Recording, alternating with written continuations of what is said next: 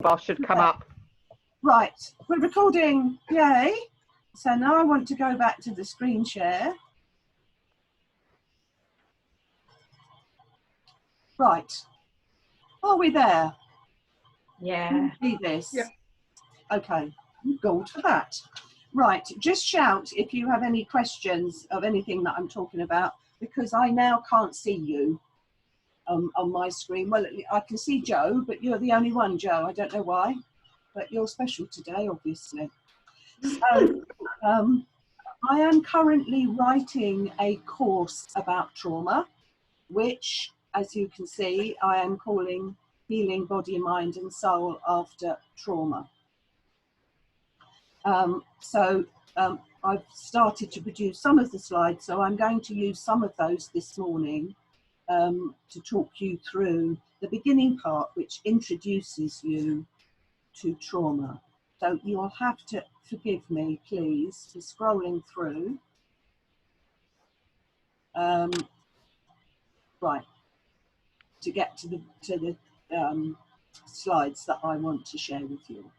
So the first few slides are about defining trauma, and there isn't any one definition of what trauma is, because trauma in itself can come from multiple causes and can have multiple effects on the body, mind and heart.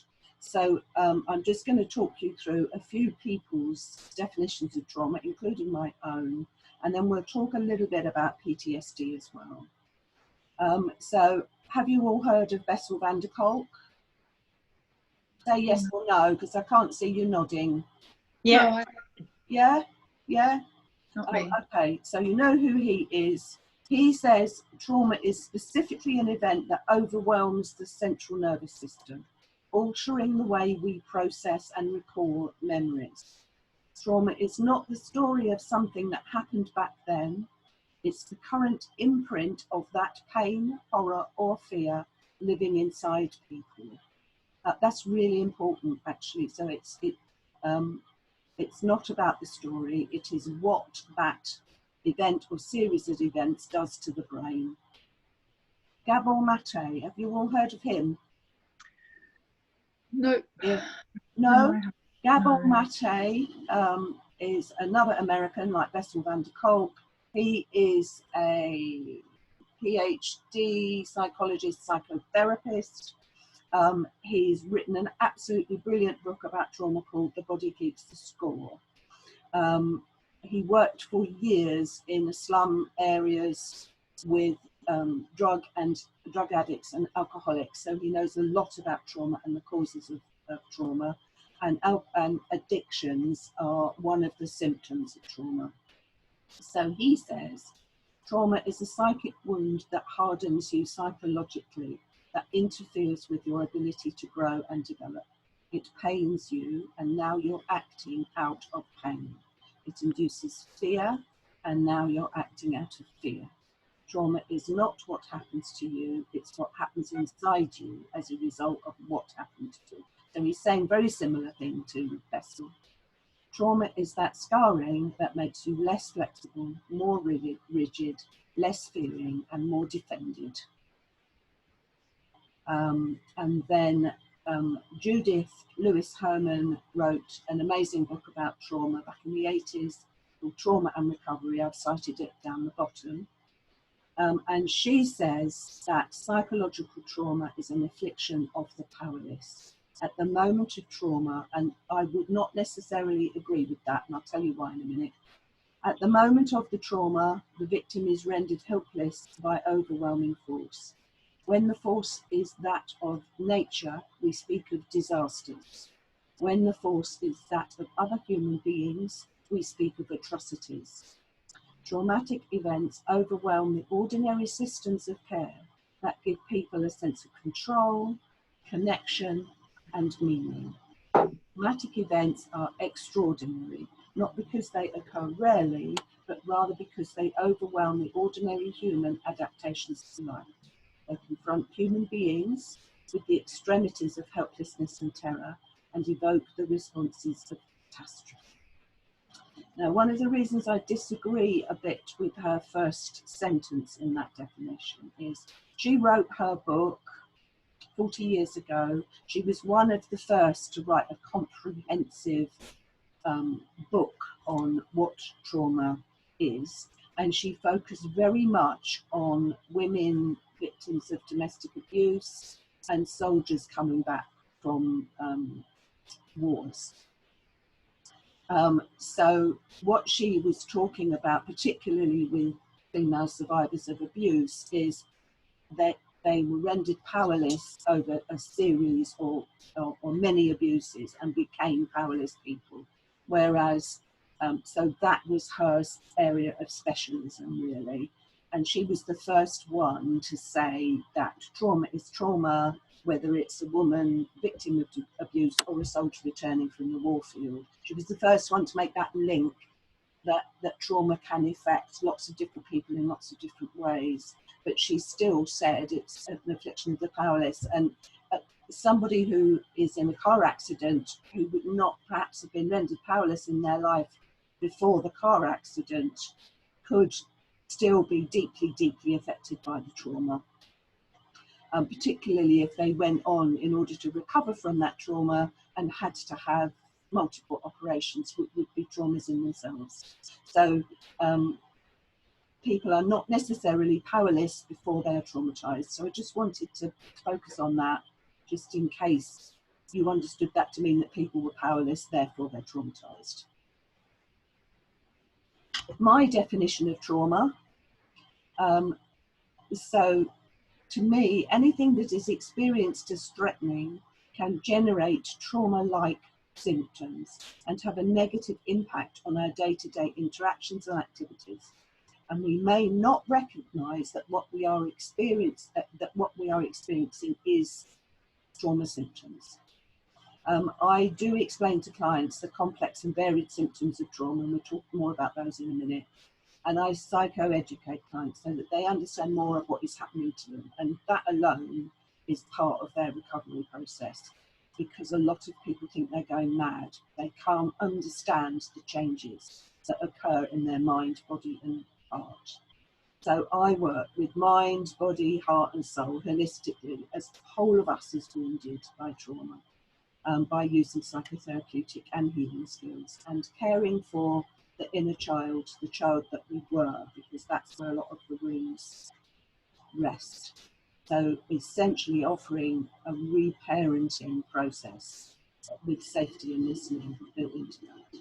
So my definition is anything that is too much, too soon, or too fast for our nervous system to handle, e.g. an event or series of events that is overwhelming physically, mentally, and or emotionally to the individual and deemed to be a threat to their survival. The depth of the trauma will be directly synonymous with the severity of the traumatic events. So trauma is something that happens to us and lodges in the body, and different things will traumatize different people. So you may have somebody present to you and what they have experienced seems mild to you, but to them it was not. And therefore you have to listen to them where they are. And if it's trauma to them, then it's trauma, and their body, mind, and heart will have the same response. So going into what are the medically accepted definitions of trauma, we start going into post-traumatic stress disorder. So in the Diagnostic and Statistical Manual of Mental Disorders, and for those of you that don't know, that is an American publication. It is published, or there's a new edition of it every 8 years, I think it is. And a bunch of psychiatrists and representatives of drug companies, don't get me in on that one, decide what the definitions of mental disorders are. It's a bit arbitrary because there are no diagnostic criteria for mental disorders except what we feel it is today, folks. So you can see why I don't like the idea that drug companies are sitting on the committee of the DSM manual. But anyway, that's how it is. There is a European version, and I forget the name of it now. of a very similar nature, but it differs from the DSM.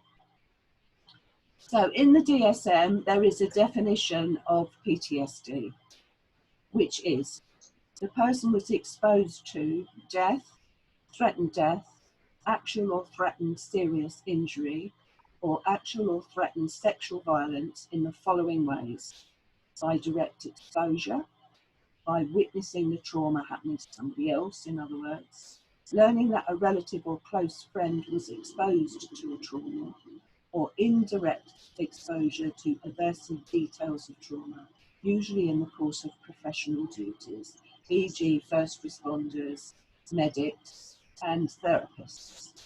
So as a therapist who specialises in trauma, I have to take very good care of myself to make sure that I don't become traumatised myself because of the amount of clients that I'm seeing and stories that I'm hearing. You've probably all also heard of complex PTSD. Somebody else has just joined us. So this definition is not in the Diagnostic and Statistical Manual. I imagine it will probably be introduced in the next edition. So in theory, it is not accepted as a mental illness by the medical profession, by psychiatrists, in other words, although I'm sure they're probably well aware of it. But complex PTSD is by definition more complicated to work with than PTSD, and is generally the result of a series of traumas. So complex PTSD is a condition where you experience some symptoms of PTSD along with some additional symptoms, such as difficulty controlling your emotions, feeling very hostile or distrustful towards the world, constant feelings of emptiness or loneliness, feeling as if you are permanently damaged or worthless, feeling as if you are completely different, like nobody can understand what happened to you, avoiding friendships and relationships or finding them difficult, often experiencing dissociative symptoms such as depersonalization and derealization, and regular suicidal feelings. Do you all know what dissociation is? Say yes or no. Yeah. Yeah. Yeah, okay, good.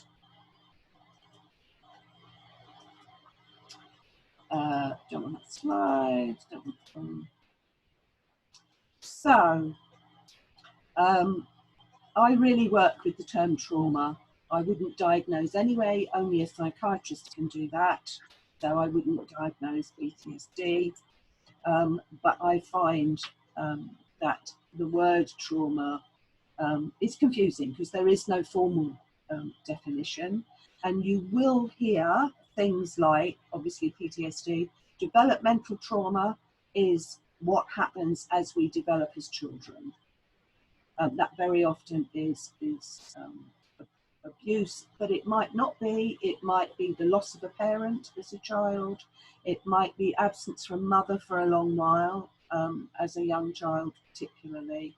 So there's, it could be divorce in the family of a child. So there's lots of other things that will cause developmental trauma. Chronic trauma, you will also hear. Now that could be domestic abuse, child abuse, or it could be something like a car accident where the injuries led to multiple operations. So that could happen to a child or an adult. Acute trauma, you will hear a single incident of trauma, like a car crash. Collective trauma is when several or many people are traumatized by the same incident. We've just lived through one, haven't we? The pandemic. Lots of people have been traumatized by that, but it might be something like a tsunami or a war scene. Vicarious trauma, you will also hear, which is maybe when a trauma worker or psycho or helper experiences trauma from empathic engagement with traumatized clients and their reports of traumatic incidents. And there are probably other terms you will hear, but that's just to give you an idea of the variety of places that trauma can come from, really. And The symptoms are very similar, but different people will manifest different symptoms from all different kinds of trauma. So two people could be present at the same trauma and manifest quite different symptoms, or somebody might manifest no symptoms at all.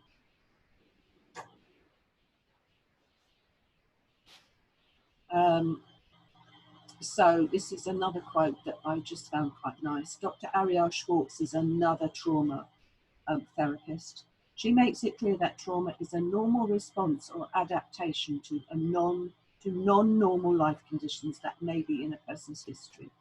You are not broken in need of fixing, rather you are deeply hurt in need of care. And that differentiates between what psychiatrists will often do, which is diagnose a mental health condition and prescribe drugs without investigating whether it's in response to trauma. So things like depression and anxiety are very often in response to trauma.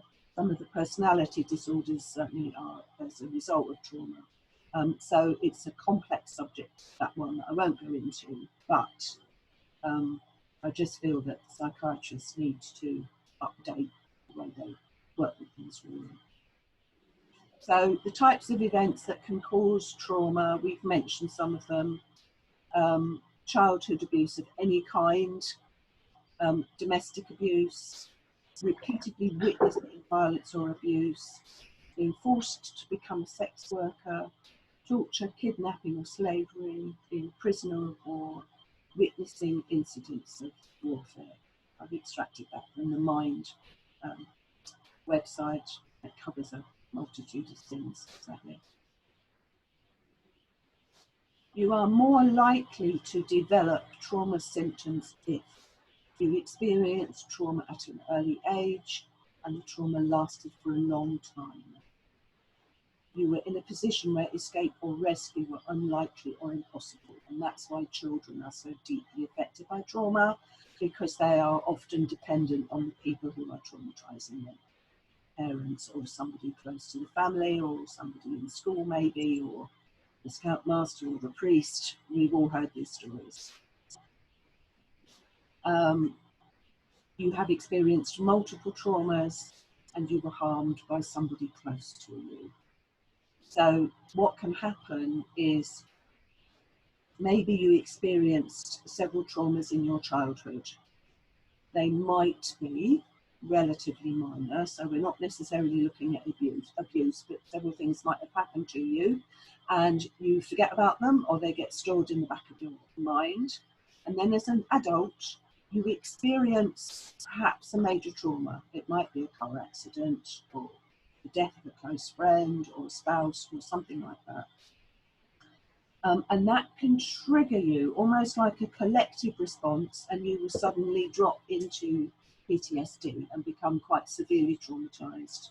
So it is as though trauma has a cumulative effect. And some people can live a perfectly normal life for years and years, and then suddenly something will happen and they will have PTSD.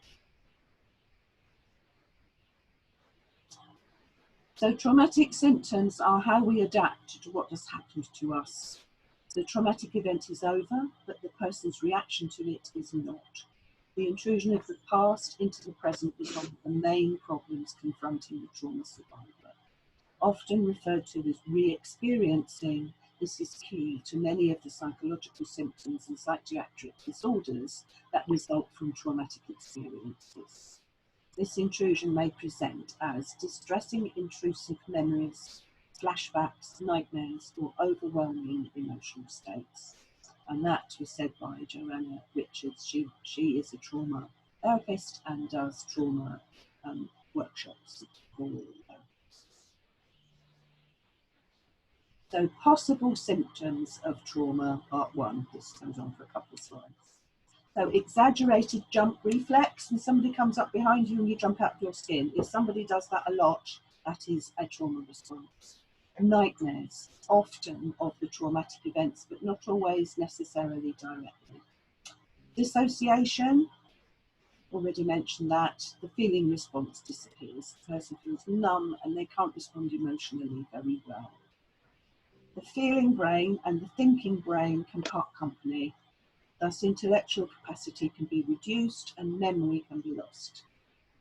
The digestion can cease to function well. IBS and other digestive issues are often trauma symptoms. People can become frightened to leave the house. They can become distracted. They can't concentrate or be fully present in the moment. And constant anxiety and nervousness. Part 2. Panic attacks. Something can trigger these, a loud noise maybe, or a smell associated with the trauma. Or it might actually be a feeling that at the unconscious level reminds the person of the trauma. They may not even make the connection, and suddenly they become nervous, depressed, anxious, whatever. They go into trigger mode. And part of the trick of recovery is getting people to recognize what triggers them. We don't always know where they come from, particularly from childhood abuse. You may not remember the event. All you've got is, when I get angry, I get totally triggered and I go out of control. And you can't understand why having such a massive reaction to what seems like a small event. And that's often because you've been triggered by some memory way in the back of your head of a feeling that was evoked at the time of trauma. Mood swings, trouble regulating emotions. Oh, somebody else was joining us. Get aggressive or angry very quickly, so I've just mentioned that. Can lose friends and alienate family. Some people actually end up divorcing, all kinds of things like that. People get intrusive thoughts and somebody's talking. You mute yourself, please. You've suddenly gone echoey, Linda. Yeah, I'm getting two of you, Linda. Two of me. Are you all muted? You're clear now. It's gone. That was it. So somebody was not muted and it was causing some kind of feedback, I think. So I'm clear now. Okay, thank you. So you might get intrusive thoughts and flashbacks to the trauma. These can be so strong that the person behaves as though they are actually in the traumatic memory. In other words, they relive it. So, so I have heard a story. I didn't work with this person, but he was a soldier back from the war field, and back in his family home, he attacked his wife because he was seeing her as the other side soldier in the war scenario, and that's really quite common. Insomnia, the body is flooded with cortisol, which triggers alertness, so that's part of the fight or flight response, and people just can't sleep very well at all. Substance abuse is common. As I said, addictions are common. It's used to calm down and soothe, so it's like a kind of anesthesia, anything that takes the mind away from the pain of the memories. Sexual promiscuity is also common, particularly in cases of child sexual abuse, because the children don't learn appropriate boundaries around sex, or they could avoid sex altogether. So extreme reactions to sexual behaviour are common. Longer term symptoms, IBS I've mentioned, chronic fatigue syndrome, ME, fibromyalgia, eating disorders, addictions, and dissociative identity disorder. Do you all know what that is? If you don't, it used to be called multiple personality disorder. So it's where the psyche splits into different personalities. So trauma responses can look like feeling responsible for others' happiness, saying yes because you're scared of losing security, frightened to say no, in other words. Chronic feelings of emptiness that will be due to dissociation and not able to feel yourself or others. Giving into reckless impulses, not caring for personal safety. Seeking constant escapism. A negative worldview, dwindling trust for others and yourself, actually. Feeling on guard all the time, agreeing to things just to keep the peace, and craving control, a need to stay in control, or everything's just going to go out of control and I'll lose it again. So trauma does a lot of things to our brain. Oh, wait a minute. I've repeated myself, haven't I? I've done all this. Okay. So this is a graphic that I've nicked from an organisation called Echo Parenting and Education. They work with children who've been traumatised. It's such a nice graphic. I thought I would just finish on this. And I've already said a lot of this, but this kind of bunches it all up into one graphic. So loss of safety, loss of personal safety. And that's the first thing that a therapist works on in recovery. And that can take sometimes a year or longer to establish that. So in recovery, in therapeutic work, I would not go anywhere near the details of the trauma with my client for fear of re-traumatizing them. That's an incredibly dangerous thing to do. It's one of the reasons why anybody who's got severe trauma should see a trauma specialist, because very often a therapist's reaction to people who are distressed is to get them to talk through what is causing the distress. And in the early stages of recovery, it's the worst thing you can do, because you're likely to take them back into the trauma response and will start reliving. It might reinstigate all of their trauma responses to a high level. So the first piece of work is safety with your clients. People may have no sense of what is dangerous and they put themselves in harm's way quite readily because nothing is as dangerous as what they've lived through. They will lose trust in other people or don't understand human relationships very well, dependent on what's happened to them. But you can imagine, say, if a child was abused by a parent and they love their parent, but the child is hurting them like this, the confusion and anxiety that would cause means that the young person can grow up into an adult who has no sense of who is trustworthy and not. Boundaries don't exist. There's often huge shame because, particularly again with child abuse, for instance, people feel that it's partly their fault, and an abuser will often tell a child, you enticed me to do this, it's because you look the way you are that I want to do this, and they take on the blame. Loss of the capacity to be intimate, I mean that's obvious in terms of sexual abuse, but it happens with other kinds of trauma as well. Dissociation we've already talked about. The loss of the physical connection to body is part of dissociation, and people lose all sense of living in their body. And that's one of the reasons why first piece of work, while we're in the safety zone of recovery, is I work with gradually getting them to re-embody, to get in contact with the sensations in their body, both physical and emotional. And because of that, people often lose any sense of self. They no longer know who they are or why they are or what their purpose in life is. And loss of self-worth is an obvious consequence of these other symptoms. And the reenactment, we've already talked about, like I mentioned, the soldier reenacting the warfare scenario. So that's about it, really. I'm going to stop sharing now, and we'll come back to gallery view. Right, so welcome to the people we haven't said good morning to yet, Michelle and Anna. You missed the beginning, sorry about that, but welcome to... Morning, sorry, I am the one who should be sorry. So any questions from that?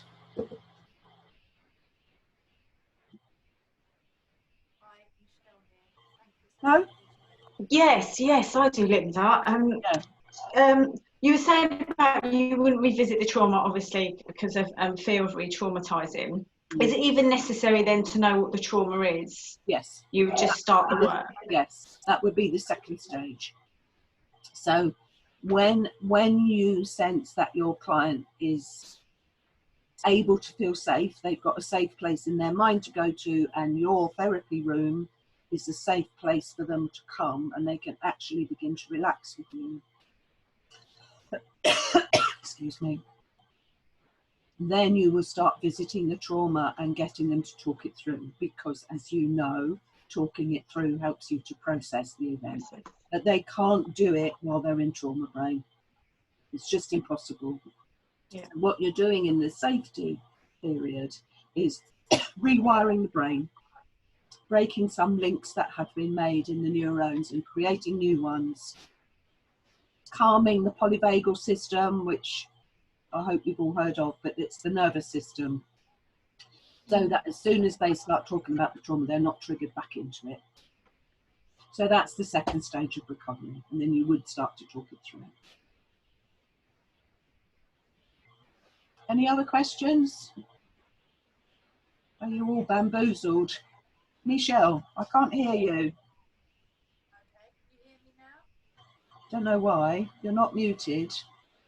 I'm not muted. Can you turn your volume up? Can anybody else hear, or is it just me? No, No, I can't hear her. we can't hear you. Is there a microphone hidden? Is it covered by anything? Perhaps post your question in chat, Michelle. Can you do that? Okay.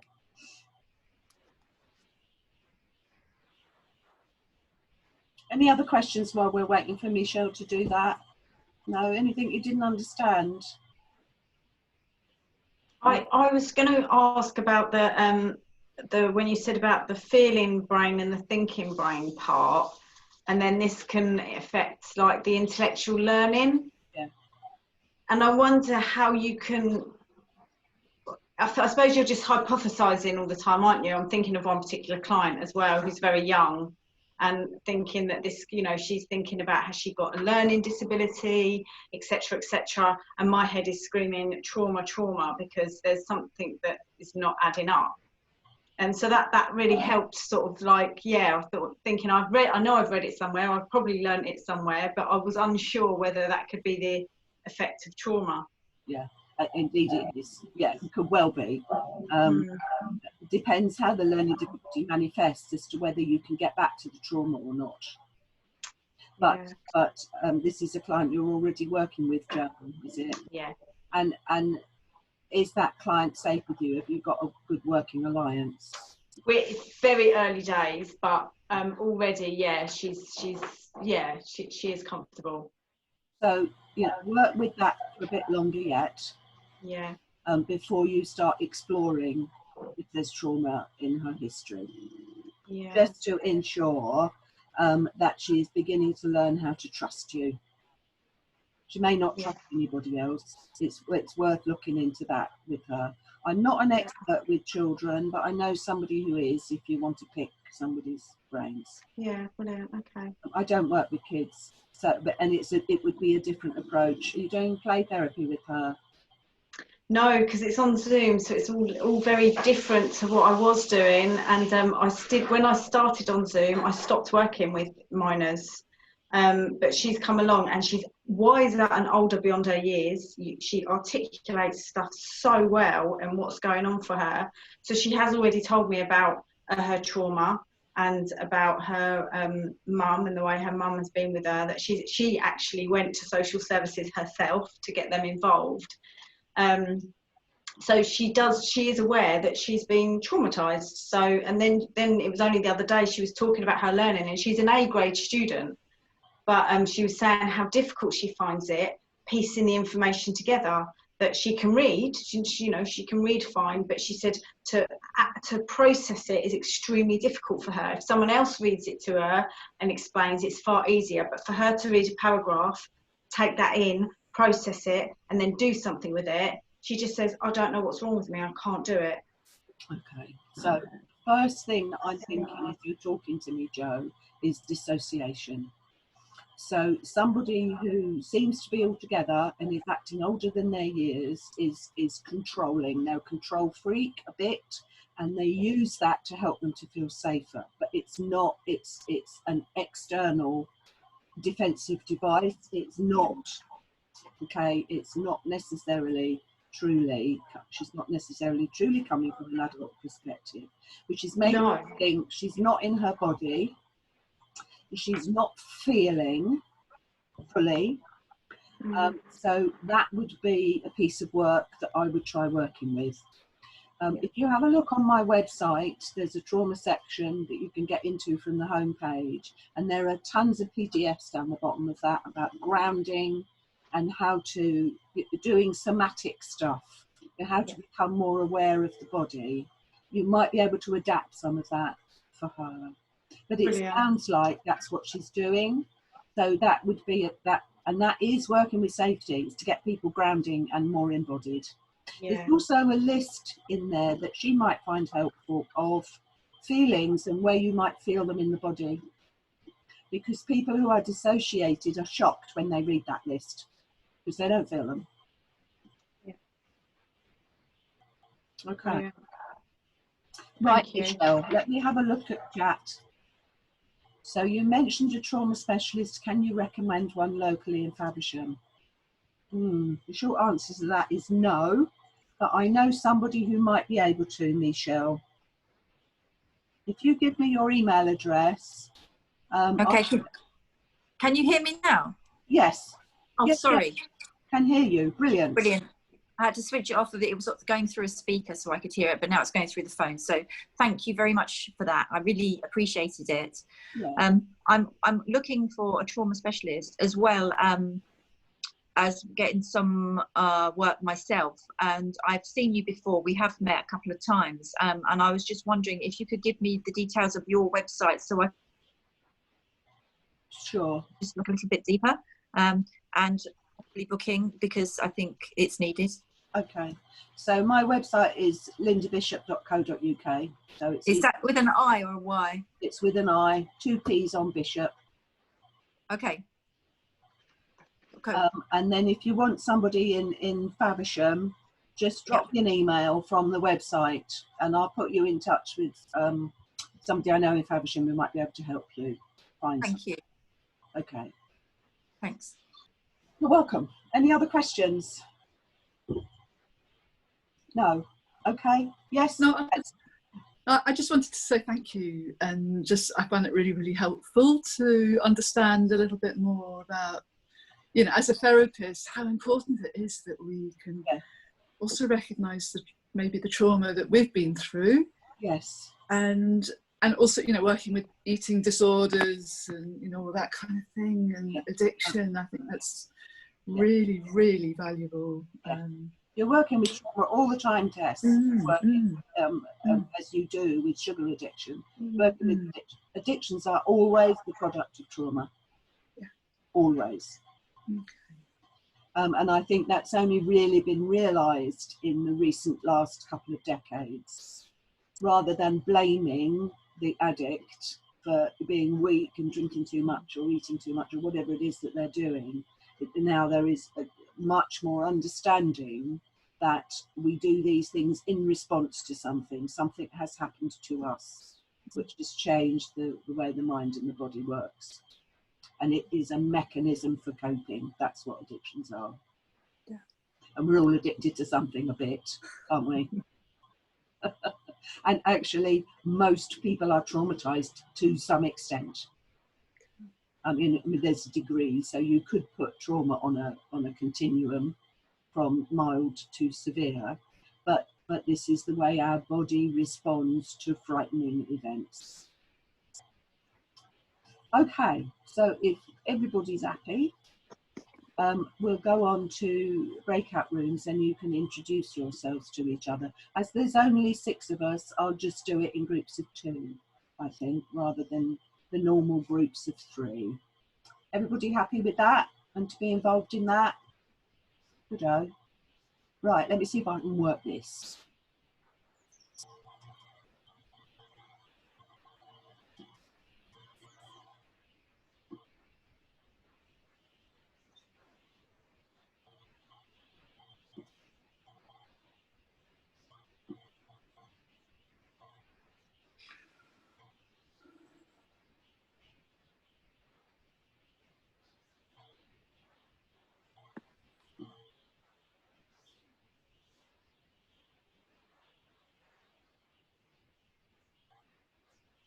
Right, there you go.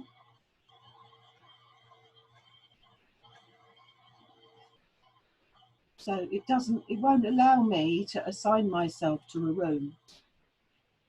So you're in it with me, Tess. That's And great. we'll, I'll do that for 10 minutes. So what time is it? It's 10 to 11. Let me come out at 11 o'clock. So how are you today? I know we had a chat yesterday, didn't we? So Yeah, we did. Yeah, I'm fine. I found that really, really helpful. Yeah. Should I just update you a little bit, Linda, what's going on in the next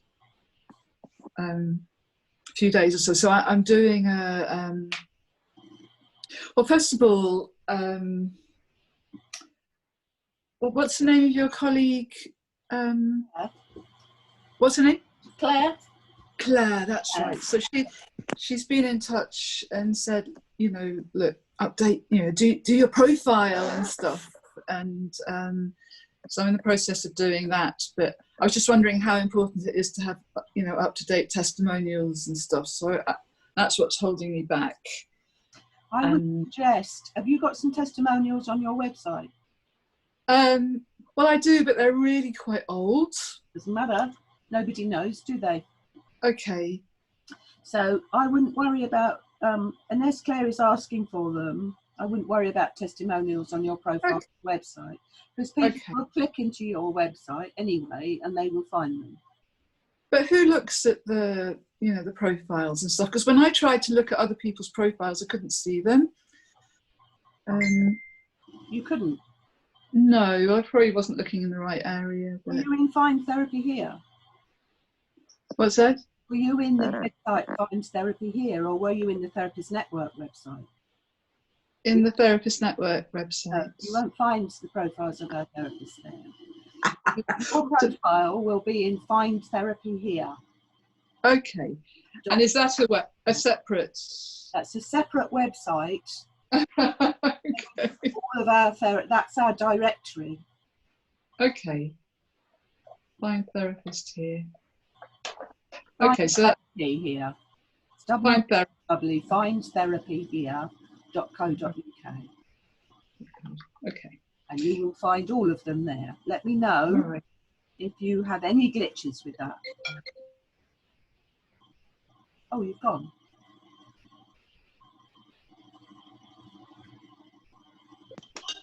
Sorry about that. Okay. Just silenced it. So the Therapist Network website is for our members, and that's where the forums are, where you can connect with other members and find out about the network, find out about meetings. Find Therapy Here is the public-facing directory where all of the profiles of our member therapists are. Okay.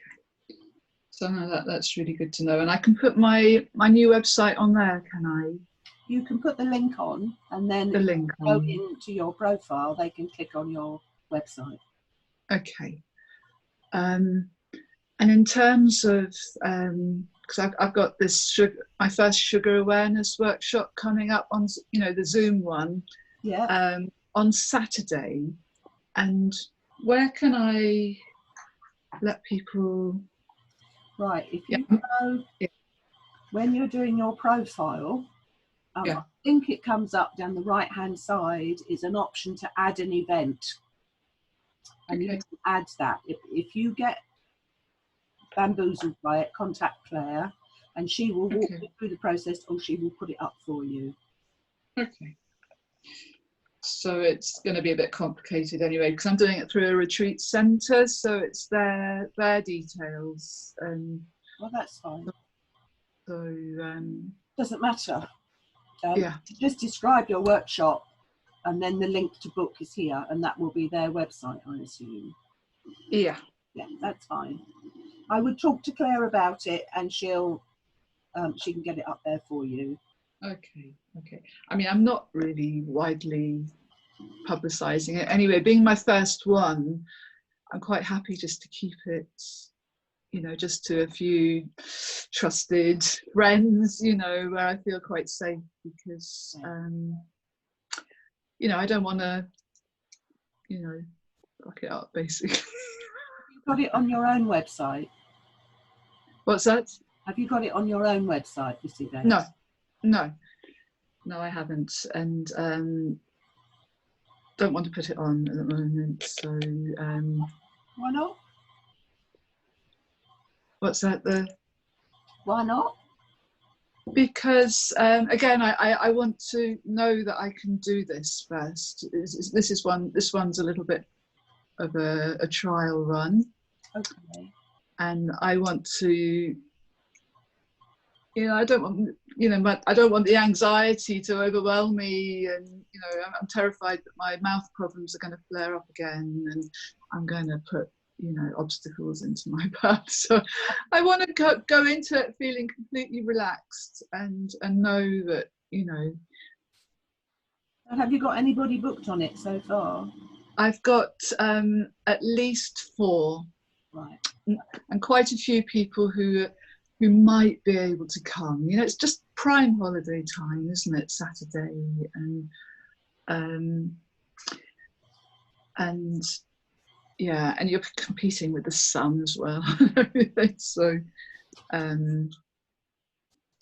yeah. Okay. But the last one I had. You're just kind of doing it as a dry run. Exactly, because you know, I've done lots of face-to-face workshops, but you know, and that's my strength, I think, and you can be really interactive on that. But this way, it's much more challenging, isn't it, to be interactive on Zoom? Yeah, it's different. It is different, and it feels very strange when you're doing a slideshow because I can't see you. Well, that's the thing. Well, I'm not doing slides, but I still don't know how I can see people because. When I did the one here on this forum, I don't think I could find, you know, because you want to talk to people, don't you? You don't want to just see yourself. Yeah. Oh, you can stay in gallery view. You don't want speaker view. Stay in gallery. Oh. Yeah. Okay. And then you'll see everybody. Yeah. You go to speaker view, you only see the person who's talking. Okay. If that's you'll see you.